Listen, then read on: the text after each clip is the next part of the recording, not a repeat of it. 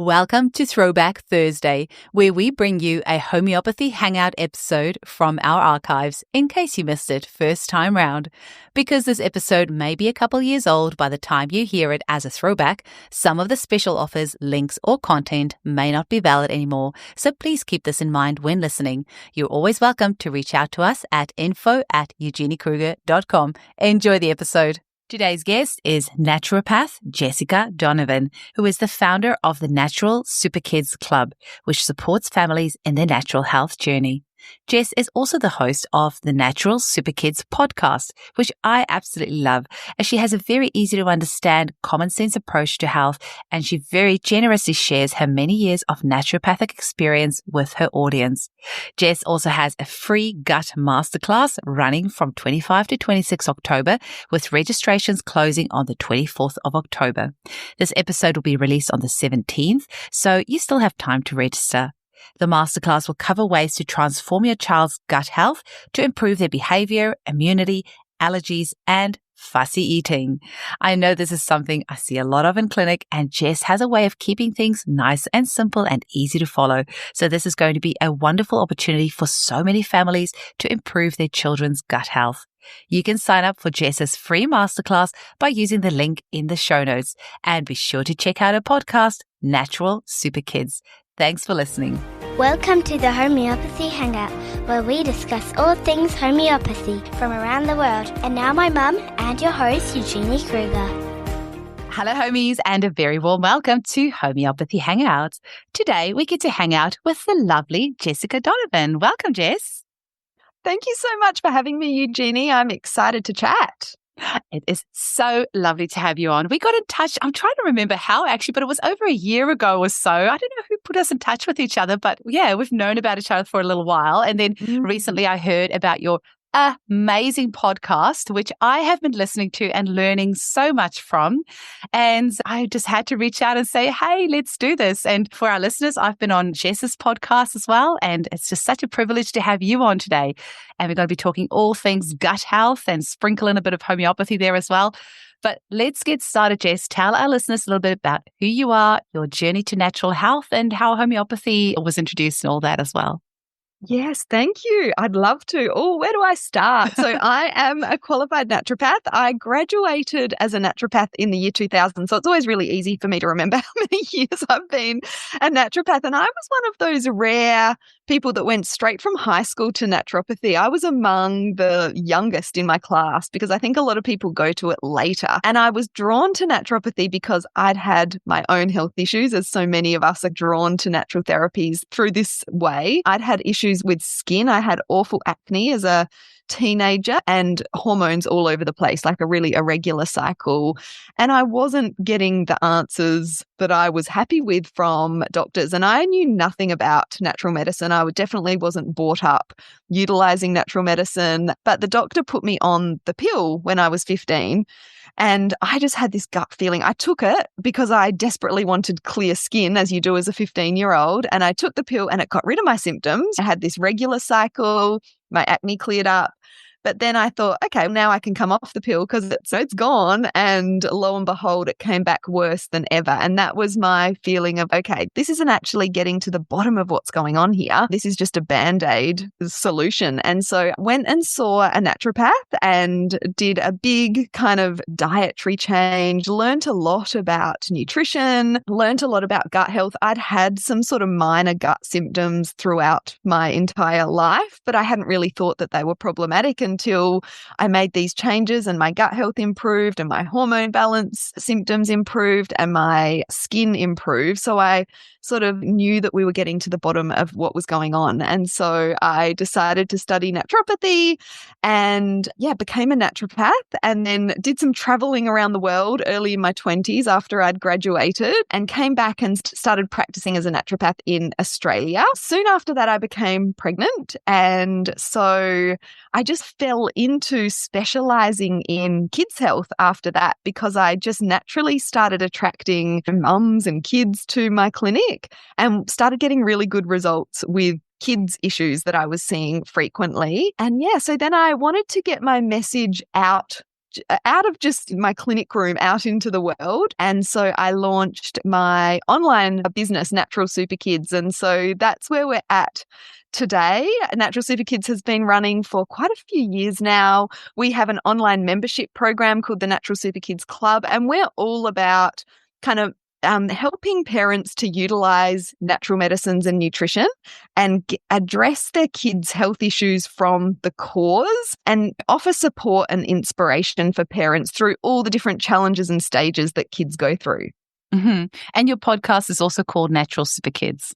That's correct. Yes. Mm-hmm. And did you learn about homeopathy in your naturopathic training, or was it when you had kiddies later on that you discovered it? No. So I learned homeopathy as one of the modalities as I was studying to be a naturopath. And to be honest, I really struggled to get my head around the concept of homeopathy. I was definitely drawn more to nutrition and herbal medicine. I found homeopathy really fascinating though, but just from my analytical kind of logical brain, really struggled to grasp it. But I've had some really great success using homeopathy personally throughout my life as well. Yeah, tell us about that. Yeah, so one of the big times that I used homeopathy was when I was giving birth. So I got a homeopathic birthing kit, and I can't even remember the remedies that I used, but my husband and I had a session with a homeopath because I didn't know enough about it to be confident. And so I do remember as I was giving birth, my husband feeding me remedies, and I had just the most amazing birth experiences. So I do credit homeopathy to supporting that whole process. And taking it back a bit further, when I was having hormonal issues, I remember going to see a homeopath who was also a kinesiologist and did some muscle testing for what remedy was going to be best for me. And again, I can't remember the remedy, but I do remember getting some really amazing results in terms of regulating my cycle and some of the other sort of period-related symptoms that I was getting at the time. And one other instance where I remember getting some really great results with homeopathy is allergies. So I had never had any hay fever type or allergy symptoms at all. And I was traveling in the States and we were camping in a field in California, and I got these awful hay fever symptoms. I'm like, oh, this is what it's like to have hay fever, really congested and watery eyes and that sort of thing. I didn't have any homeopathy on me at the time. But ever since then, that sort of one instance where I got these really bad allergy symptoms, I've started experiencing some hay fever symptoms just for a couple of weeks a year in the very early summer. And I got a grass remedy that was made up, and it did wonders for those allergy symptoms. That is so cool. And I know you said your kiddies are a little bit older. They're just slightly older than my kids. And we were just having a chat before about when they are little and they're teething and there's fevers and there's all sorts of things going on. You tend to use homeopathy so much. And then as they get older, you tend to not use it as much. I don't know if you found that, but my kiddies are 11 and almost 8 now. And you tend to use the homeopathics less as things go along. Hey. Yes, but chatting to you has reminded me, because I've got a 12 and a 14-year-old. My 12-year-old daughter, there's a lot of resistance from her to take her supplements at the moment, her nutritional and herbal supplements. Yeah. So I'm thinking, I need to get onto some homeopathic remedies for her because that compliance issue just isn't there with homeopathy. That is absolutely, I've never, ever, actually, I lie. I have once had a client who refused to take the remedies. It was a little girl. And I said to the mum, okay, to put the remedies in the water. And so the little girl had the remedies that way without knowing that she was actually having it. And then the remedies started activating and lifting up her vital force. And then after that, she actually was okay to take her remedies just straight on the tongue. That was, I always feel if you can just get that remedy in, then after that, it's not an issue. But yeah, I would say 99.99% no compliance issues. This is part of the reason I wanted to have you on today, because it's so funny that today of all days is the day that my kiddies are unwell and they are just never sick. And we have this deal now because they're never sick. My son always complains, all the friends in my class have days off because they're sick. I never get sick. So we have a deal that once a term they can choose a day to have off in lieu of a sick day because they were sick. But so today they're actually at home and I am giving them homeopathics, but I also have elderberry, echinacea, olive leaf. They're taking probiotics and vitamin C and bone broth. Oh, the kiwi herb cough liquid as well. Oh, yeah. So it is so important, I feel, to use both alongside. And I was thinking today, I need to post in my group so people don't think I use just homeopathy. When my kiddies are sick, or if I'm sick, I always use the naturopathic things alongside to just support my system extra. And we're going to talk about something that is super close to my heart, and that is gut health. Can you tell us a little bit about why gut health is such an important topic for you as well? And what is it about gut health that, gets you fired up? Yes, gosh, I am just so passionate about gut health because I think it really is one of the foundations when it comes to kids and adults' health as well. And that development of good gut health right from the start is so important for health outcomes throughout our entire lives. So when it comes to children, I always talk about the important things that gut health impacts, because it's not just about the tummy aches or the constipation or the colic or the reflux, like those typical things we think about when it comes to digestive health. A child's gut health also impacts their immune system. It affects their mood and their behavior and their sleep and their allergy tolerance and their fussy eating as well. This is such a interesting one. I find that when kids have an imbalance, and this is backed up in the research as well, when kids have an imbalance in their gut, we call it dysbiosis, an imbalance in the good and bad bacteria within the gut, it can lead to more a preference to the sugary foods, the starchy foods, the bland kind of beige foods, which so many fussy and picky eaters have more of a tendency towards. And so it's not just our kids. There's so many things that can influence fussy eating, but that imbalance in the gut is one of the big factors. And when we start correcting that imbalance in the gut, we find, and I've found this over and over again with clients and our members in the Natural Super Kids Club, kids start to accept a wider variety of foods and a wider variety of healthy foods as well. So the fussy eating is a big part.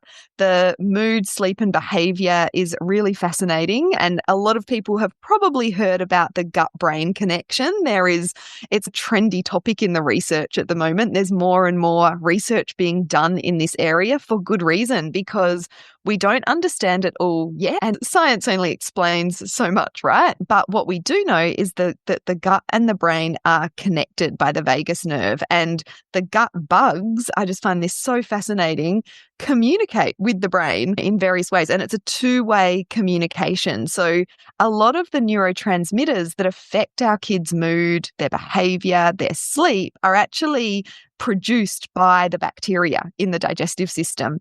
And when our kids have an imbalance in that bacteria, they have too much of the bad or pathogenic bacteria, not enough of the healthy bacteria, or one of the big problems is just not enough diversity, not enough different types of the good bacteria within the gut, it has a negative effect on their mood, their sleep, their behavior. We know that mental health conditions, depression, anxiety, these are linked with an imbalance in the gut bacteria. We know a lot of the neurodevelopmental conditions that are so common in kids these days, the ADHD, the ASD, the kids that are on the spectrum. From the research, we know that they do have generally less diversity within the gut microbiome, less different species of bugs within the gut microbiome.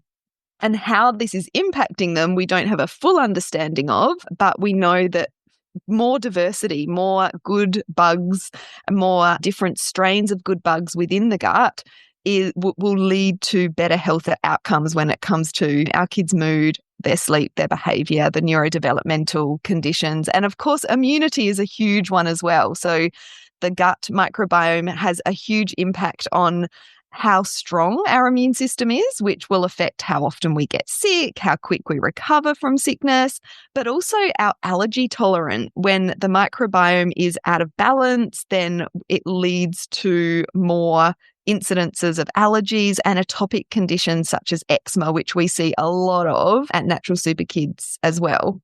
Absolutely. And I will never forget when I first heard that statistic that 90% of your serotonin is actually made in your gut, not in your brain.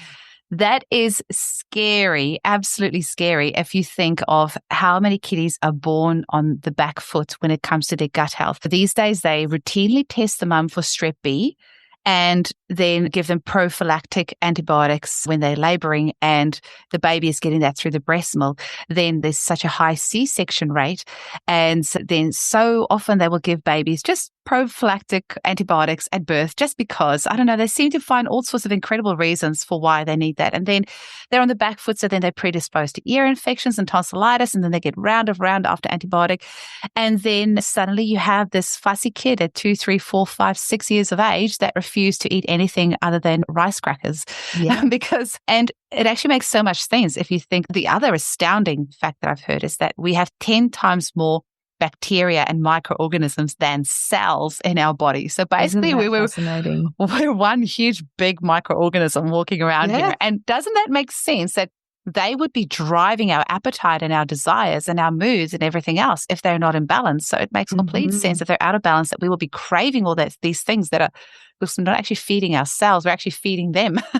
Yes. Yeah. So, and you've just articulated that so well, because they're the types of kids we see a lot at Natural Super Kid. It's the kids that are sickly, they're irritable, and they're fussy, they might have eczema.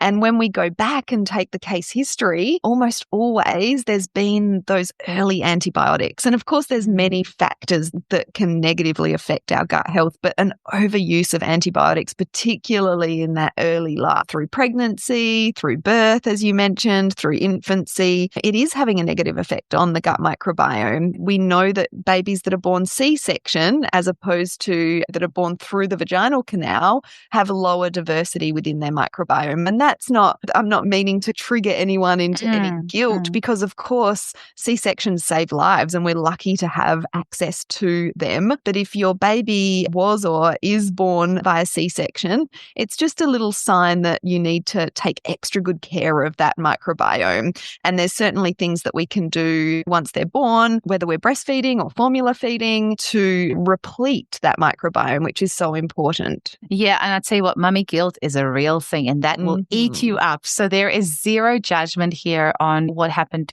during your birth or your breastfeeding or non-breastfeeding journey. I just mentioning this so that you're aware of that and just have that realization of, okay, I'm going to have to do a little bit of extra work just to build up my child's immunity so they don't have issues down the track. And that's where working with a specialist like yourself to actually just get those good foods and get the good supplements in there to get that gut microbiome working beautifully is just so incredibly important. So is there any other symptoms what sort of other things will parents see in their children that might trigger them to think, hey, maybe my child's gut bacteria isn't what it should be? What sort of other things can parents look out for? Yeah, there's so many, which makes it really tricky. But like the ones that I've mentioned, obviously, are big ones. But then there's also the digestive symptoms, the more obvious digestive symptoms, the tummy aches, the bloating, constipation, not eliminating regularly. Food intolerances and sensitivities are a big one as well. And so many parents will jump to trying to figure out what the trigger food is, which is an important part of the picture. But often food intolerances, food sensitivities are developing because the gut is leaky or there is an imbalance in the microbiome. Those two things go hand in hand. Leaky gut or intestinal permeability is when the gut lining is a little bit porous. So instead of keeping all of the contents of the gut contained within the tube, food proteins are leaking out into the bloodstream before they've been fully digested. And that sets up an immune response. And then that child becomes sensitive or intolerant to that food. So food sensitivities and intolerances are a big one. Any sort of mood, behavior, sleep, even learning difficulties can be related to gut health, or the gut can be a part of what's going on there. Anytime there's any skin issue, I'm always thinking about the gut. Of course, eczema is really common in kids, but even the bumpy skin, the red skin, the easy to rash skin, these are sorts of like red flags when it comes to gut imbalance. So I think it's time for us to take a quick little break. And then when we come back, we can chat a little bit about how we can help clients with these issues. Psst, did you hear the news? If you're in Australia or New Zealand, you can now study to become a homeopath with me. That's right. I am bringing the Centre for Homeopathic Education's world-renowned training program that has been running for 28 years to Australasia. First intake starts in September. Check out episode 398 of my podcast or visit chehomeopathy.com.au for more information. Alrighty, and we're back from the break, Jess. And so if parents are listening to this podcast and they identify some of these symptoms that you've just mentioned, obviously we would recommend to go and speak with a professional such as yourself. But are there some things that they can start doing at home just to start improving their children's gut health or maybe their own? Yes, definitely. There's so many things that we can do. And I like to focus on the diet and the lifestyle first and foremost before we start thinking about supplements and probiotics and all of that sort of thing. A big part of the reason that kids' gut health is suffering so much these days is because of our Western diet. So that is the first thing we want to be thinking about. And it doesn't mean that you have to switch to a completely whole food organic diet, but there are some key things that you want to be thinking about when it comes to your child's diet. The first one is sugar. So sugar is one of the enemies of gut health, if you like, and immune health when it comes to children as well. And again, it doesn't mean we have to cut sugar out completely because that is not realistic. And that's certainly not my reality with my kids either. But really reducing the amount of refined processed sugar can make a big difference because sugar feeds the pathogenic or bad bacteria and leads to an imbalance in the gut microbiome. So watching that sugar intake, and there's a couple of times of the day where sugar tends to creep in more when it comes to kids, and that is breakfast time, which is crazy, and also snack time. So to get started with reducing sugar, look at those foods that your kids are eating for breakfast. Pretty much all boxed cereal is full of sugar and additives and isn't a great nutritious start to the day. So switching over to, even if it's just a homemade muesli, oats are really good for our gut health. You can make your own muesli with oats or a porridge or some good quality toast with a healthy topping like avocado. It doesn't have to be something that means that you're spending hours in the kitchen in the morning. But yeah, those breakfast foods are a big first consideration. And then the snacking. So many of our kids are eating those sometimes snacks that are really okay once or twice a week. They've got a couple of those in their lunchbox every single day. Yeah. And so we want to be moving away from so many packet snacks, really, the muesli bars, even the yogurt pouches, many of these things that parents think that are maybe healthier choices for their kids. When you turn the packet around and look at how much sugar is in them, it can often be quite high. So sticking to more whole food snacks, fresh fruits and vegetables and dips and nuts and seeds. One of my kids' favorite at the moment, we just roast off some almonds in some tamari to make them nice and salty. They love them. They don't have tamari makes everything better. So good. They don't have those in their lunchbox, but that's been a really good after school snack. Smoothies make a really good healthy snack as well. So just watching your kids' sugar intake, particularly at breakfast and snack time, as I said. And overall, the big problem with the Western diet when it comes to gut health is it's so low in fiber because of all of the processed, refined foods that we're having. So anything that you can do to increase your family's fiber consumption is going to generally be good for your children's gut. And so switching over to whole grains as opposed to white rice and pasta and bread, switching over to rye and spelt and brown rice, quinoa, buckwheat, even if it starts half or even, white rice with just a little bit of brown rice to start to make that transition, any step in the right direction is a win as far as I'm concerned. And just including more plant foods in the diet is generally good for our gut as well. The vegetables are great, lots of variety in the types of vegetables and salads that we're feeding our kids, but also things like the legumes, including some of those in the diet. And that can really help you to reduce the amount of meat you're eating as well. I'm all for animal protein. I think it does contain a lot of good nutrition, but if we can switch out some of the mince in our spaghetti bolognese with some lentils, for example, or some of the mince in our Mexican meals for black beans, that's going to really help to increase the fiber. And most kids won't even notice that it's in there. I love your practical advice. That is so good. Oh, good. Yeah, you've actually inspired me now because I'm just thinking, oh, that's such a good idea when I'm making bolognese to actually sneak in some lentils in there. Yes. There's already quite a few veggies that I managed to sneak in there. But yeah, lentils is a good idea. Yeah, there's always more that we can be doing, right? And that's why these chats are so important. Yeah, so the diet's a big factor. And then our lifestyle and environment are another big concern as well. kids are just not spending enough time outside. Our kids are spending on average half the amount of time that we spent outdoors, like on average, which is crazy in just one generation. And of course, there's so much to entertain them inside with all the technology. It can be a struggle to get them outside, but that just the nature of being outside is good for the microbiome. We're exposed to different types of bacteria and bugs outside that are actually really beneficial for that development of good gut health. Encouraging kids to go outside and play outside more, setting up some interesting stations outside. When the kids are little, the mud kitchens and things can be great. It gets trickier as kids get older, but trying to encourage them to get into outdoor sports and spending time together as a family outdoors as well. Camping, visiting the national parks. There's so much that we can be doing, and us adults benefit from more outside time as well. So that is huge, and that's a fairly easy and enjoyable one to do as well. So once we've got those diet and lifestyle kind of changes talked about, there are also obviously supplements and things that we can do. When it comes to gut health, I like to approach it from a seed and feed approach. You might have heard of this analogy before, Eugenie. I think I heard it on your podcast, actually. Yeah, because we have a real focus when it comes to kids' gut health and gut health in general on things like probiotic supplements, and that is the seeding part. So we want to be getting in the good bacteria, and we can do that through probiotic supplements, through lifestyle exposure from being outdoors, as I said, through fermented or cultured foods as well. So the sauerkraut, the coconut kefir, the yogurt, those cultured fermented foods are a great way to get the good bacteria in, and that's the seed part.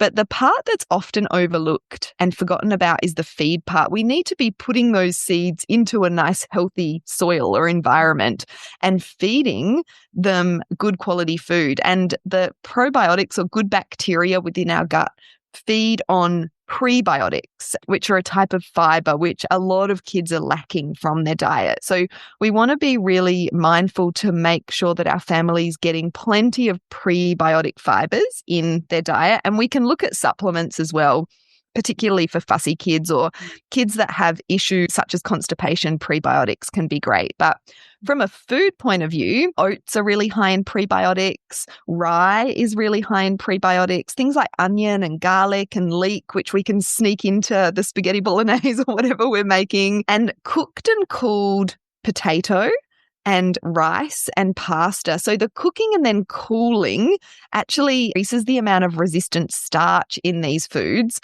which is a really great prebiotic food source for the good bacteria. So these ones are great for fussy kids. If we can cook and then cool some of their favorite pasta and give them that, even if we warm it up again, it's still higher in that resistant starch. So things like... Never heard that one before. That is so cool. Okay.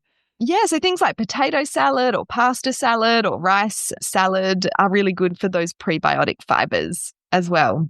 Excellent. You've just given me some great idea. I haven't done rice salad in ages. Actually, I saw on your website, you have got some kick-ass ebooks with recipes, and I am in such a food funk at the moment.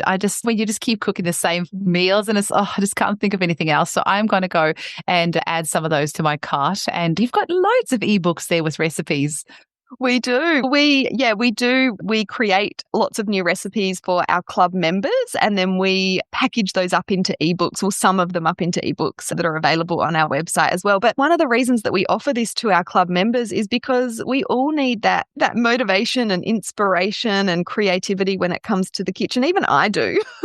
And I live and breathe this stuff, but some weeks I'm like, oh, what am I going to cook today again? We all get stuck in a bit of a funk when it comes to that. And yeah, all of our recipes that we create are obviously full of all of this good stuff. So you don't have to think about how am I going to add some more leeks in or whatever it is.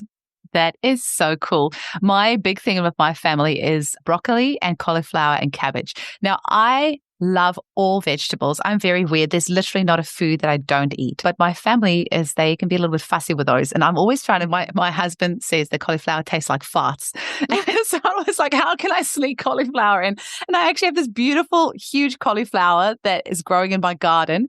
And his parents are coming over this weekend. I'm like, I'm going to I'm going to cut it and I have to figure out a way of how I can cook this beautiful organic cauliflower that's growing in my garden. So any tips you'll have to let me know. Well, can I give you a couple of tips for cauliflower? Yes, please. Because cauliflower is one of those foods, a lot of kids don't like it, but it doesn't have much of a taste. I know. It's actually easy to hide. So you can cook up cauliflower, puree it, put it into little ice cubes and add it to smoothies. The kids will never know it's in there. No. Are you serious? Cauliflower smoothie, obviously with the banana and whatever else you're putting into the smoothie. Start with just one ice cube, but generally you can up it to 3 or 4 per smoothie. So that's a good way to get cauliflower in.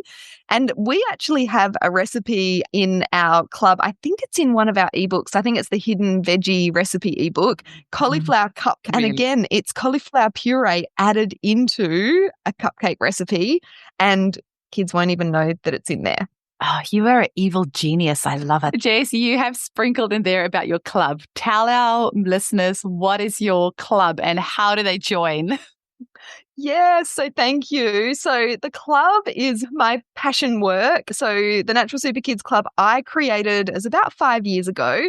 It's an online membership program that offers inspiration and support to busy families that, want to make sure that their family is as healthy as possible. We do attract a lot of families that have kids with health issues, whether it's allergies or eczema or tummy troubles or mood, behavior, sleep issues, all of those sorts of things. But it's also really great for families that are healthy and just want to stay that way and make sure that their kids are as healthy as possible. So in the club, we offer new recipes every month. We offer a new masterclass or a challenge every month. That can be on a whole variety of different topics. We've got an eczema masterclass, an environmental allergies masterclass. We're doing a teenage parenting masterclass next month. So we've got dozens, maybe even 100 different masterclasses in the club now on all kinds of different topics, and even things like choosing the healthiest bread from the supermarket or how to eliminate a food from your child's diet if you're suspecting a food intolerance, those sorts of things. Such a variety of different topics relating to kids and mum's health as well. We do cheat sheets, so this makes it really easy for people to make healthy changes and to have some resources on hand. So, for example, we've got like a natural first aid cheat sheet. We've got a alternative to dairy milk cheat sheet, or again, loads of different sorts of topics related to kids' health. And one of our members' favorite part of the club is that I do a weekly Ask the Naturopath session where I go live in our Facebook community and answer everyone's questions. And so you're getting that naturopathic support. It's really all about, for me, giving people affordable support that's really effective, no matter what the health issues or health goals for their family is. We don't have the club open all the time. We open and close it, but we are opening at the end of October. And so people can come on over to our website and download one of our free ebooks and get on our email list, and they'll find out when we are opening the Natural Super Kids Club next.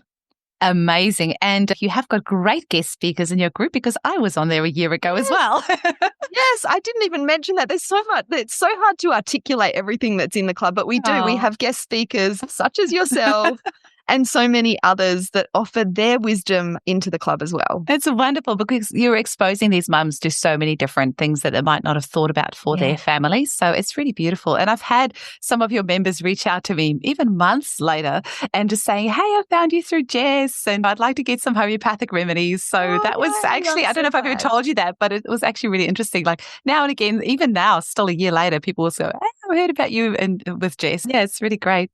Now, you also have a free gut health masterclass. Can you tell us a little bit about that? As you can hear, I'm very passionate about kids' gut health. So I am holding a live kids' gut health masterclass on October. I've got to look at my date. 10th. October the 25th and 26th. Oh, gotcha. We're starting to promote it on the 10th. Gotcha. Okay, Yeah, so it's on the 25th and 26th of October. Yes. And so it's the same masterclass, just 2 different times. And we're delving into all things gut health. So it's called 3 Ways to Transform Your Child's Gut Health to Improve Their Immunity, Allergies, Fussy Eating and Behavior. And so we talk about some really great practical strategies to improve your kids' gut health, and also delve into why gut health is so important and some of the things you want to avoid to improve your kids' gut health as well. And at the end of that masterclass, we give people an opportunity to come over and join the club as well. So it's a way for people to get a taste of my approach and our approach at Natural Super Kids and get some really great practical information as well. That's amazing. And I'm guessing people can get a recording of it as well if they're not able to make it live? Yes. Yeah. So if you register, you'll be able to get a recording as well. Yeah. And you also have this free gut health ebook. How do people get hold of that? Yes, so I will give you the links. So all of this can be in the show notes. So anyone who's hearing this and thinking that they are interested in any of this can head on over to the show notes and we'll pop all the links in there. So the gut health ebook is really the foundational things that you need to know about your kids' gut health, how it impacts their immunity, their allergies, their mood and behavior, a lot of similarities to what we've talked about today. And then the practical steps, like I talk about that seed and feed approach and the things that you can do to just make sure your kids' gut health is as good as possible. Amazing. And before we finish off, I feel a little bit sad finishing off because we've had such a fun chat. But can you tell our listeners how they can get hold of you and your podcast? Yes, thank you so much. Oh, so many things to share. So probably the best central place that people can find me is the website. So naturalsuperkids.com is our website, and we have so much information on there. We've got our podcasts on there. We've got lots of blogs. We've got lots of free ebooks. We've got recipe ebooks that you can purchase. So you can find all of the links on there. And the other great place to connect with us at Natural Super Kids is on Instagram. We love Instagram. We are Natural Super Kids. We share lots of educational and inspirational information on our Instagram. Have a bit of with reels and that sort of thing too. That is so cool. And I'm very jealous. I saw you have 20,000 followers on Insta. I'm on 620 this morning. I was like, yeah. So I am hoping one day I'll get to 20,000. But yeah, you do share some amazing information in there. So I definitely recommend people go and check it out. Yeah, thank you. I know. And I can't quite believe we've reached 20,000. I think once it gets to a certain level, it takes off. But we are very consistent and we just love sharing information on there. Amazing. Oh, Jess, it's been so super fun having a chat with you today. Thank you so much for what you're doing to empower parents to raise healthy kids. And I look forward to chatting with you again. Thank you so much for having me, Eugenie. It's a pleasure. Chat soon. Bye. Bye.